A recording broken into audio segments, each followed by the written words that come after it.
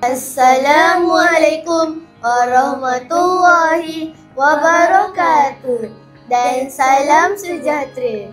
Nama saya Muhammad Kalish bin Ahmad Fidaus. Nama saya Muhammad Adil Miski bin Samsudin. Dan saya Iris Batisha binti Muhammad Azul Nizam. Kami daripada kumpulan Tajwid Genius telah membangunkan sebuah aplikasi Android yang dinamakan Bijak Tajwid.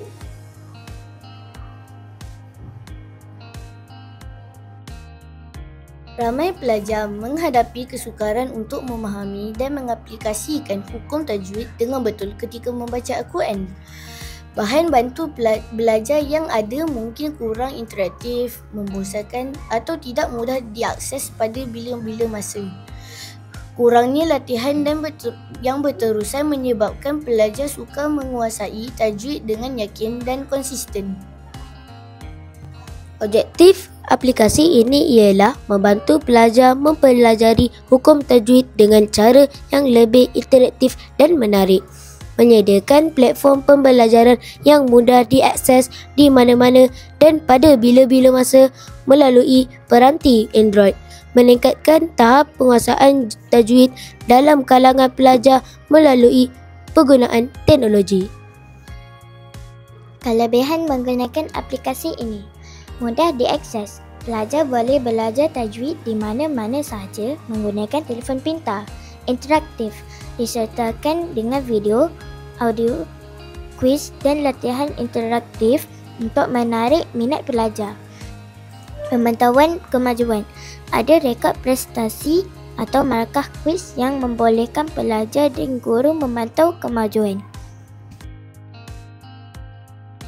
Kami telah membangunkan aplikasi ini dengan menggunakan platform MIT App Inventor. Aplikasi Bijak Tajwid ini dibangunkan dengan dua komponen utama, iaitu bahagian pertama, nota dan video pembelajaran yang merangkumi topik berkaitan tajwid yang bertujuan untuk memberi pendedahan dan meningkatkan pengetahuan pengguna aplikasi ini. Video kali ini kita akan belajar tentang hukum madli. Pengertian madli. Madli dari segi bahasa ialah mad, panjang, lin. Bahagian kedua pula menawarkan kuis interaktif berkaitan tajwid yang direka untuk menguji serta mengukuhkan pemahaman pengguna terhadap maklumat yang telah dipelajari. Melalui kombinasi kedua-dua bahagian ini, aplikasi Bijak Tajwid ini berfungsi sebagai platform pembelajaran yang interaktif dan efektif. Sekian saja dari kami. Terima kasih.